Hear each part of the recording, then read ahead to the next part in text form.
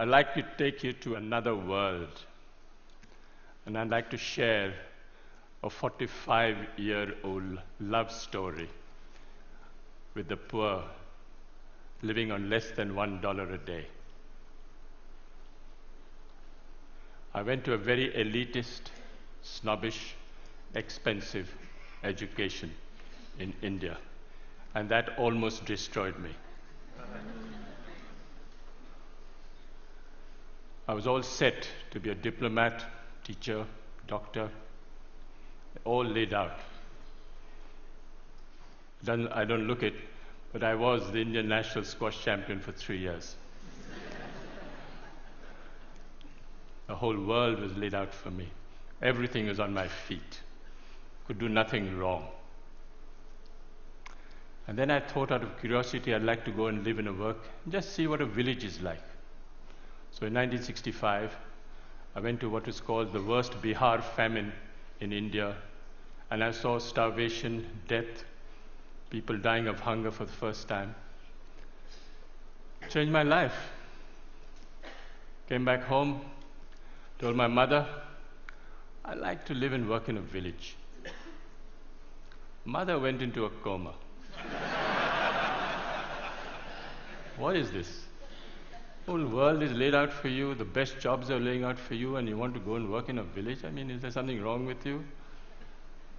I said, no, I've got the best education, it made me think, and I wanted to give something back in my own way. What do you want to do in a village? No job, no money, no security, no prospect. I said, I want to live and dig wells for 5 years.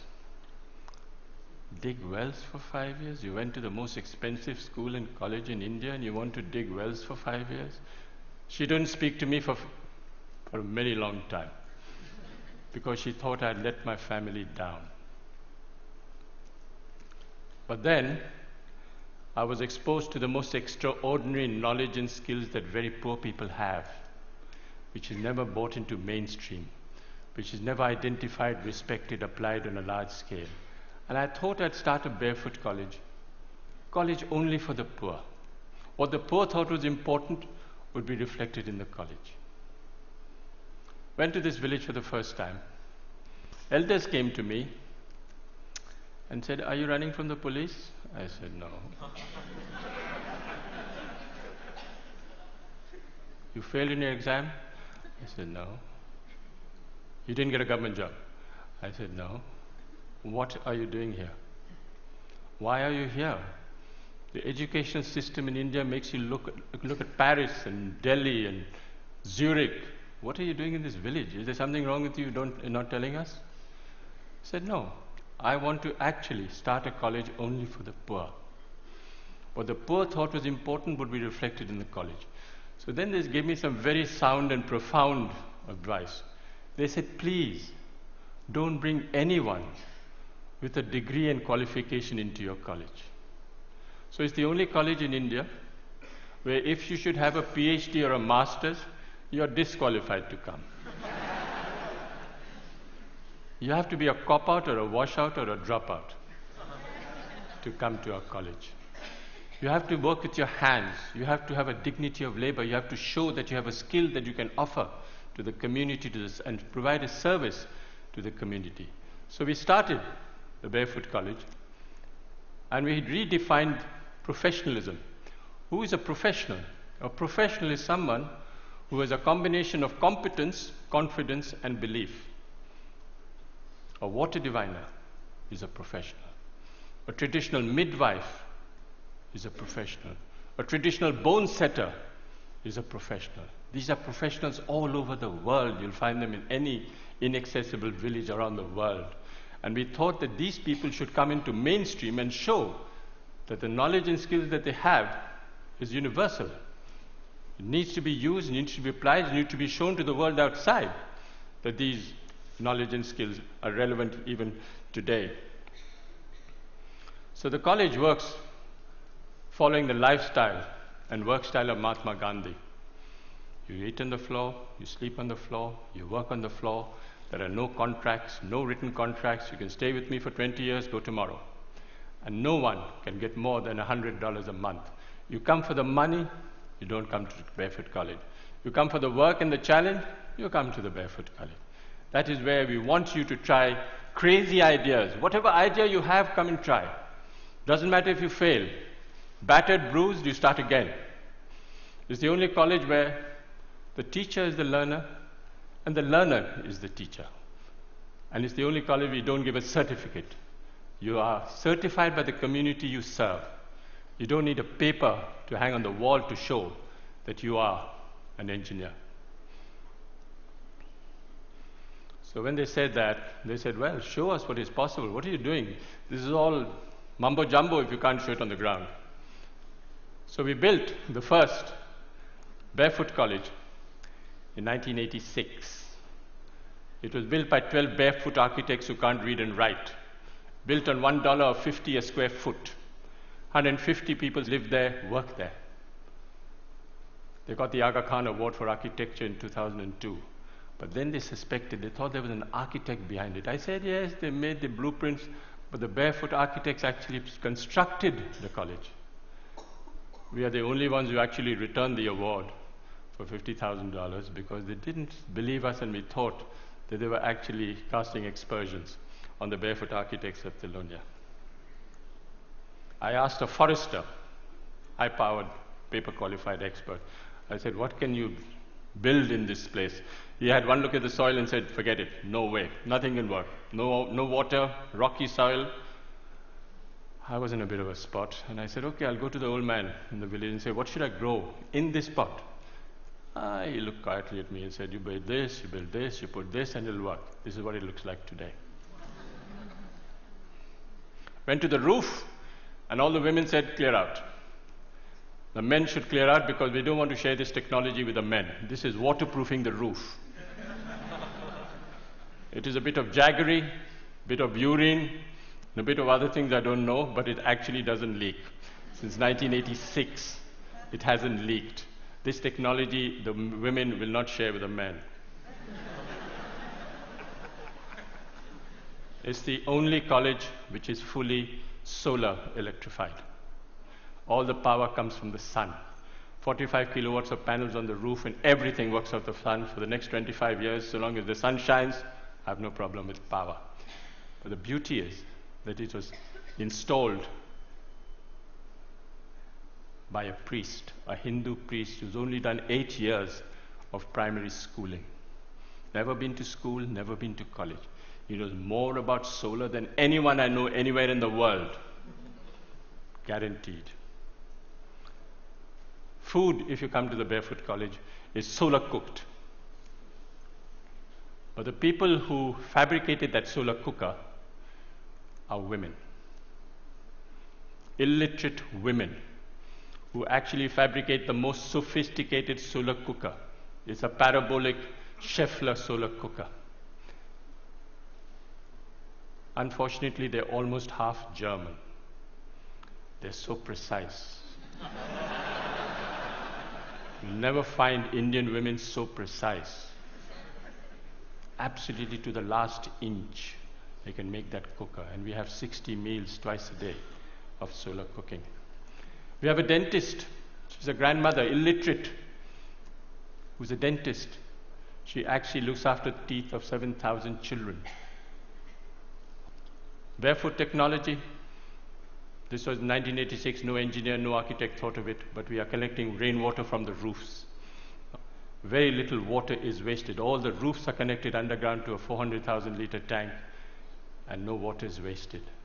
If we have 4 years of drought, we still have water in the campus because we collect rainwater. 60% of children don't go to school because they have to look after animals, sheep, goats, domestic chores. So we thought of starting a school at night for the children. We call the night schools of Thilonia. Over 75,000 children have gone through these night schools because it's for the convenience of the child. It's not for the convenience of the teacher. And what do we teach in these schools? Democracy, citizenship, how you should measure your land, what you should do if you're arrested, what you should do if your animal is sick. This is what we teach in the night schools. But all the schools are solar lit. Every 5 years, we have an election between 6 to 14-year-old children participate in a democratic process, and they elect a prime minister. The prime minister is 12 years old. She looks after 20 goats in the morning, but she's prime minister in the evening. She has a cabinet, Minister for Education, Minister for Energy, Minister for Health, and they actually monitor and supervise 150 schools for 7,000 children. She got the World's Children's Prize 5 years ago, and she went to Sweden. First time ever going out of a village, never seen Sweden, wasn't dazzled at all by what was happening. And the Queen of Sweden, who's there, turned to me and said, "Can you ask this child where she got her confidence from? She's only 12 years old, and she's not dazzled by anything." And the girl who's on her left turned to me and looked at the Queen straight in the eye and said, "Please tell her I'm the Prime Minister."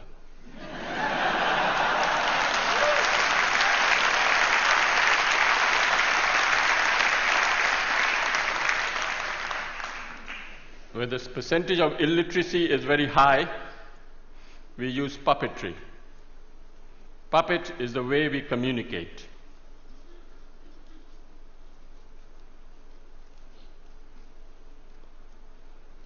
You have Joachim Chacha, who's 300 years old. He's my psychoanalyst, he's my teacher, he's my doctor, he's my lawyer, he's my donor. He actually raises money, solves my disputes. He solves my problems in the village. If there's tension in the village, if the attendance in the schools go down and there's a friction between the teacher and the parent, the puppet calls the teacher and the parent in front of the whole village and says, "Shake hands, the attendance must not drop." These puppets are made out of recycled World Bank reports.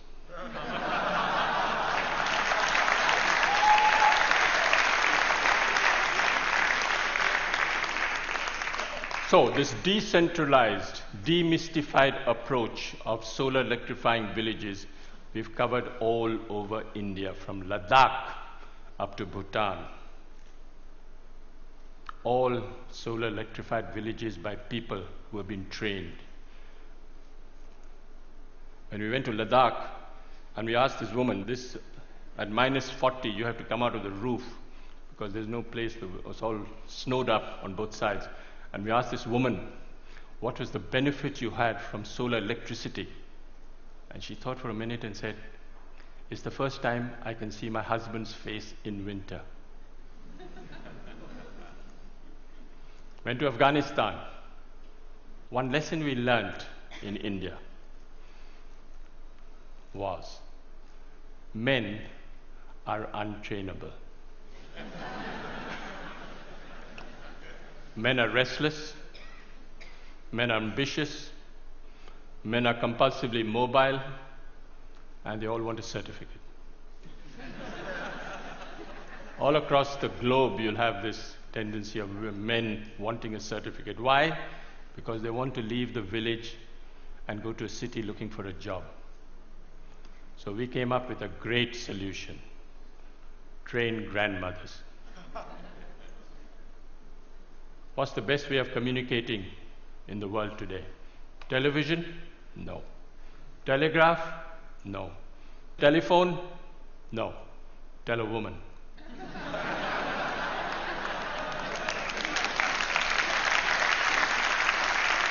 So we went to Afghanistan for the first time. And we picked 3 women and said, we want to take them to India. They said, impossible. They don't even go out of their rooms and you want to take them to India.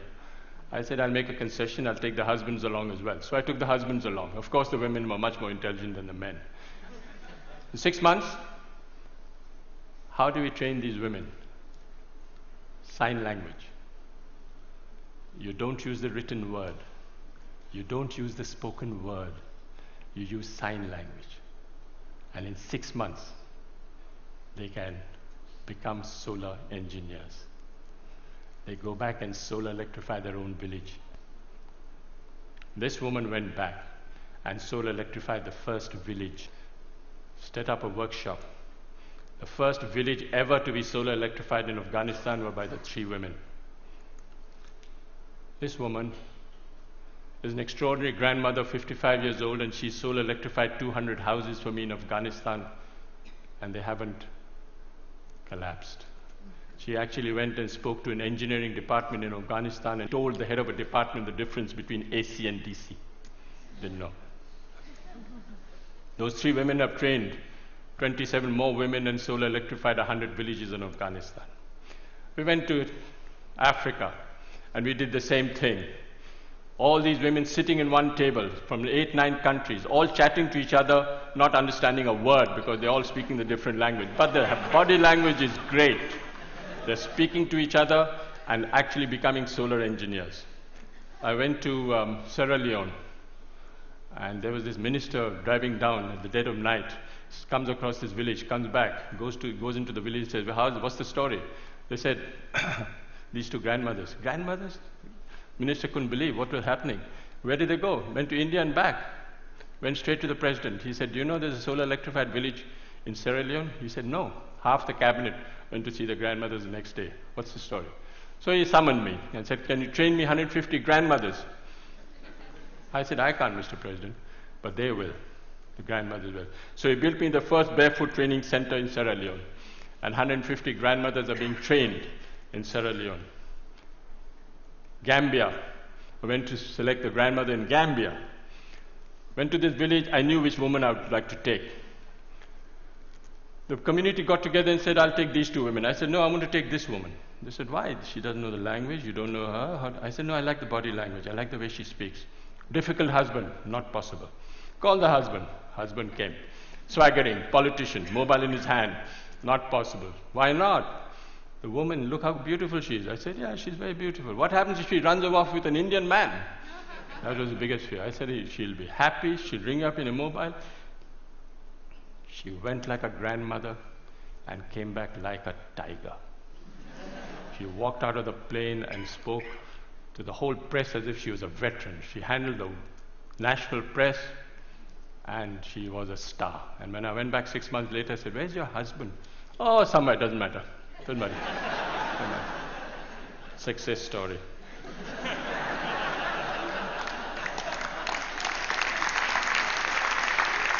I will just wind up by saying